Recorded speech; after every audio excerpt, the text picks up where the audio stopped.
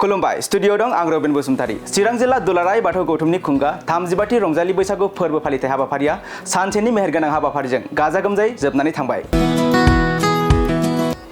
बे खुंगा 35थि रंजालि बैसागु फोरबो फालिथाय हाबाफारिखौ 14 नं निसिमा हालामनि निसिमा बियाब बाथौ गौथुमनि आमलायगुरि थावनियाव खुंफुंनाय जादोंमोन।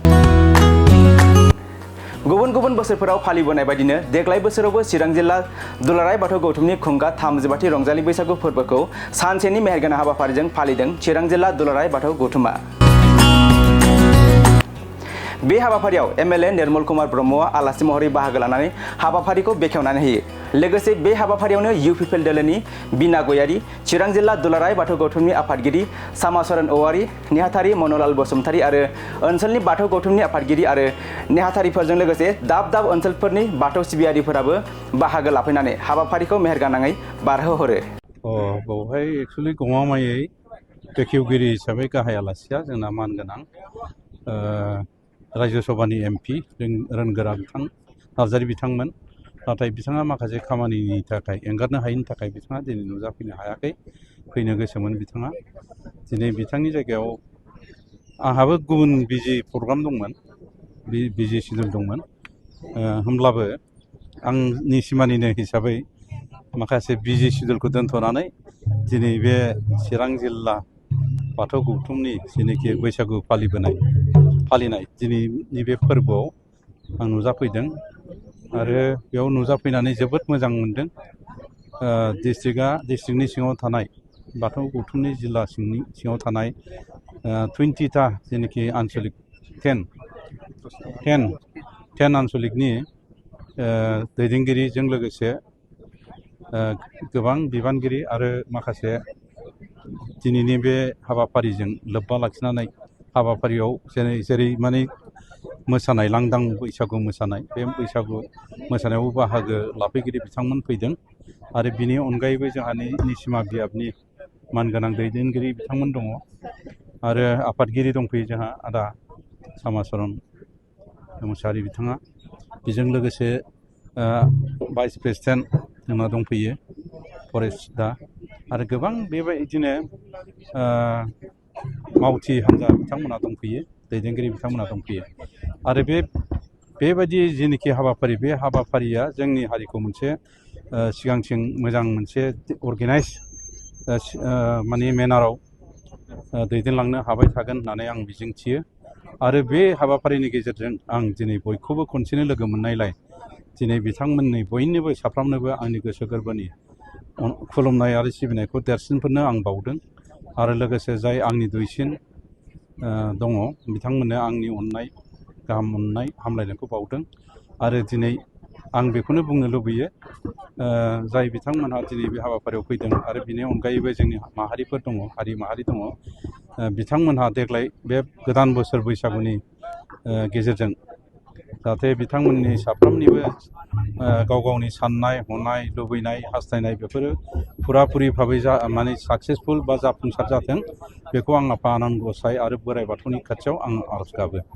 दा नंखायनो आं खावलायदों बिथांमोनखौ, बिथांमोनजों लोगोसे न'खर बिगोमाफोरजों लोगोसे गाव गावनि गथ' गथायफोरखौबो मोजाङै फोरोंनानै जाहाथे गिदिर गोलाव खालामनो हायो। बिनि थाखायबो आं बिथांमोनखौ खावलायनायजों लोगोसे आफा आनान गसाइ इसोर आरो बोराइ बाथौनाव आं खावलायनानै आं सुंद' बुंनायखौ बुंनो फोजोबो। चिरां जिल्ला दुलाराय बाथौ गौथुमनि 35थि रंजालि बैसागु बे फोरबोखौ फालिनो थाखाय जोंनि निसिमा हालामाव जोंहा आन्सलिकनि बाथौ थानसालि दंखायो आमलायगुरि, बेयावनो खुंफुंनो थाखाय दिनै थाग थियारि खालामनाय जादों दाखालिनो आरो दिनै फुंनिफ्रायनो 9 बाजिनिफ्रायनो बेयाव फिरफिला बिरहोनाय आरो गोथैफोरनो मान बावनाय बेफोर हाबाफारिया जानानै थांबाय आरो गेदेरखौ उन्दैया मान होनानै खुलुमनाय आरो उन्दैखौ बोर सारस्रिनाय बे हाबाफारियाबो जानानै थांबाय आरो जोंहा बाथौ आर'ज बेबो जानानै थांबाय। दायो आङो बुहुमनि साफ्रोमबो जे जोंनि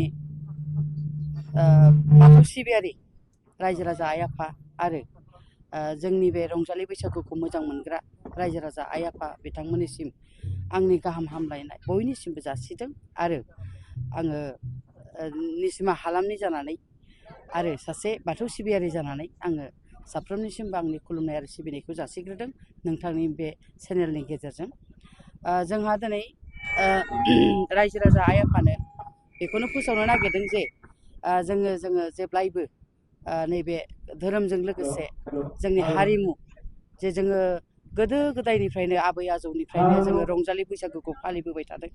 दा बिदिनो जोंनि इयुन जेनेरेसनाबो जाहाथे फालिलाङो गावनि गाननाय जोमनाय कालसारखौ देखायनानै दिनै जों बेयाव माखासे बादायलायनाय हाबाफारिबो जागोन। उन्दैया उन्दैफोरनि आरो गेदेरफोरनि बैसोगोराफोर गोबां बादायलायनायाव बाहागो लागोन।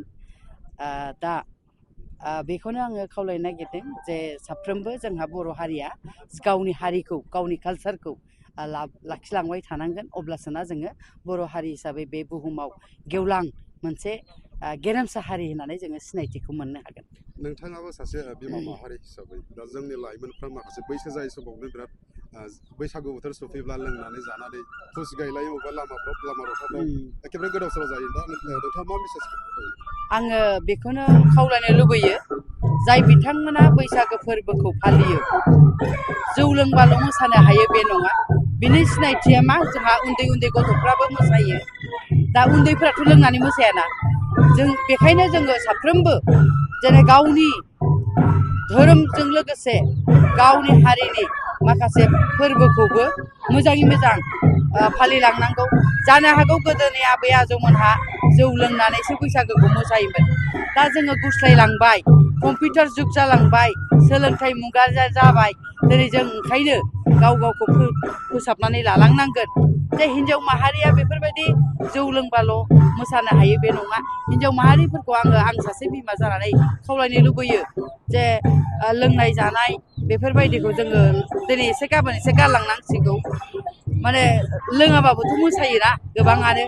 दा जोंफोरबो बाहागो लायो। दाखालिनिफ्रायनो जोङो 2 थारिखनिफ्रायनो आङो साननै हाबाफारि खालामबाय न'आवनो। जोंथ' लोङा अब्लाबो जों लोङाबाबो मोसागासिनो दङ। दा बेखायनो आङो खावलायगोन जे जोंनि बिमाफ्रा गाव गावनि फिसाखौ बे गाज्रि सोबनाय जानायनिफ्राय जाहाथे गोजानाव दोनो। गाव गावनि फिसाफोरखौ बुजायनांगौ बा मोजां कम्पिटिसन मोसानाय हाबाफारिखौ बाहागो लानो थाखाय बिथांमोनखौ रिहार्सेल खालामनाय मोसानाय बेफोराव बाहागो लाहोनांगौ। लोंनाय जानायफोरनिफ्राय गोजानाव दोननांगौ। फिसा हौवायानो जा फिसा हिन्जावानो जा दिनै गोबाङानो लोंला जाला खालामनानै मटर साइकेलजों सालायदिंलायनानै सोरबाया गोलैदों। आङो दाखालिसो फेसबुकाव नुदों जे आइजो माहारिफ्रा जौ लोंनानै गोदाव सोराव जानानै थानाय। दा नैबेफोरखौ सासे आइजोआ सानै आइजोआ बिदि खालामोबा सारा बुहुमनि आइजोआनो मान सनमान खोमानानै लानांगौ जायो। दा बेखायनो आङो खावलायगोन बिमा हिसाबै जाहाथे बेफोरबायदि जाया। जों बिमाफ्रा गाव गावनि फिसाफोरखौ एसे साबधान लानांगौ। हामा आइ दाख्लाम आइ होननाया बिमानि खुगायाव जेब्लाबो थानांगौ। आरो जोङो फिसाफोरखौ गाननाय जोमनायफोरावबो एसे बुंनांगौ जे गावनि हारिनि गानोब्ला बे बैसागो बोथोराव जोबोद समायना नुयो। बेफोरखौ बिमाफ्रा बुंनांगौ। लंपेन्ट गाननानै पेन्ट खान्दा खान्दा गाननानै बैसागो मोसाबाथ' बैसागो फालिनाय जायाना। दा बेफोरखौबो बिमाफ्रा बुंनांगौ जे हामा आइ मोजां नुवाखै आइ समाया आइ। नैबे बाथ्राया जेब्लाबो बिमानि खुगायाव हामा आइ सोदोबा थानांगौ। हौवायानो जा हिन्जावानो जा। फिसा हौवाखौबो जों गामसा गाननो होनो फोरोंनांगौ जे जोंहा फोरबो फैदों बैसागो। बे बैसागोआव गावनि हारिमुनि गामसा गाननानै आर'नाइ लानानै जोङो मोसानांगौ। नैबेफोरखौ बिमाफ्रा फोरोंनांगौ आरो बिफाफ्राबो फोरोंनांगौ। दा आं बेखायनो खावलायदों साफ्रोमबो जोंनि बर' हारि आइजो माहारि एबा बिमा बिफा साफ्रोमखौबो आङो खावलायो जोङो फिसाफोरखौ मोजां लामायाव लांनो थाखाय जोङो फोसाबनांगोन। बयबो बिमाफ्रा आवगायनांगोन। बिमा बिफाया बुंनांगोन जे जोङो जोंनि कालसारखौ लाखिनोबा जों बे सोबनाय फेनाय मुवानिफ्राय जोङो गोजानाव थानांगौ होननानै बयबो बादा होनांगोन आरो। जों बैसागु बोथोराव नुनो मोनाखै बारनाय माबानाय दिरुं बोनाय ओमफ्राय मोसानाय बादायलायनाय। नाथाय जों फोसाबनायखौ नुनो मोनाखै। फोसाबनायनि बेलायाव ज' खालामोब्ला जों माने साबसिन जायो होनना मिथियो। नाथाय माबायदि फोसाबजानो लुबैयो? फोसाबनाय होनोबा जोङो जोंनि दामनाय देनाय जोंथ' मालायनि खननायावसो गोबांखौनो मोसानाय नुयो दा जोंनि खुगाजोंनो जाबा दाजा खुगा मेथाइ खननांगौ दामनाय देनायाव बाहागो लानांगौ खाम सिफुं दामनानै मोसानांगौ बेफोरबायदि आरो कम्पिटिसन खालामलांनांगौ केसेटजों मोसानाय कम्पिटिसनखौ लाबोनो नाङा मानो होनोबा जोङो गावनि खुगाजोंनो खननाय कम्पिटिसन लाबोयोबा गथ' गथायफ्रा बाहागो लालांबाय थागोन दुरुं बोनाय खारनाय बारनायाथ' जोङो स्कुल स्पर्टस माबाफ्राव जाबाय थाखायो बेफोरो जेबो नङा बेफोरजोंथ' जों फोसाबनाय जाया दुरुं बोनाय खेलाजोंथ' फोसाबनाय जाया बारनाय खारनाय खेलाफोराथ' जोङो कन्टिनिउ जाबाय थायो नाथाय जोंनि हारिमु जोंनि कालसारखौ लाखिनांगौबा जोङो बैसागोआव नैबे दामनाय देनाय मेथाइ खननायनि बादायलायनायखौ जों लाबाय थानांगौ फांसनफोर खुंनांगौ जोङो बिदिजोंनो गामि ओनसोलाव बयबो जा एसे हायो डनेसन लालायलायनाय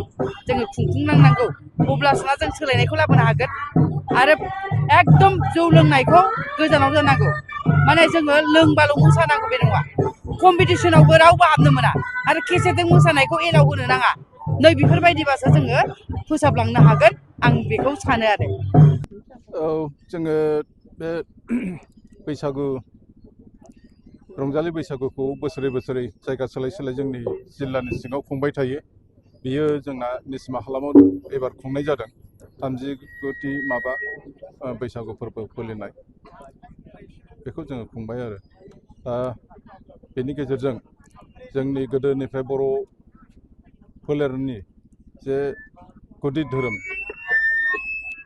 बे गुदि धोरोमजों जोंहा बेहा सम्पर्क दं होननानै जोङो सानो जोंहा बासान्थौनि गोथौ मोनसे गोथौथि दङ बासान्थौआ जोंनि बर'फोरनि गेजेराव गोबाङानो गोसारनानै दङ गोबाङावनो धोरोमनि बिथिङावनो समाजनि बिथिङावनो आरो बेबादिनो सामाजिक जिबननि अनगायैबो जोंनि बे दा जे जों फोरबो फालिदों बेबो जोंहा बासान्थौजोंनो लोब्बा थाफानाय होननानै जों सानो आरो आनसलिक थाखोआव माबायदि बैसागु फोरबो फालिनायखौ नोंथाङा जिल्लानि हिसाबै माबायदि लुबैयो बेखौथ' जोङो मोजांखौनो लुबैयो दा जोङो बेखायनो जिल्ला तरफनिफ्रायबो जे जिल्लायाबो खुंगोन आरो आनसलिकफ्राबो बयबो खुंनांगौ होननानै जोङो बिथोन हरनाय जायो नोंथाङा जिल्लानि सासे आफादगिरि हिसाबै जोंनि ओनसोलफ्राव माखासे बैसो जायै गथ'फ्रा बैसागु फोरबो फैयोब्ला बांसिन गथ'फ्रा थानानै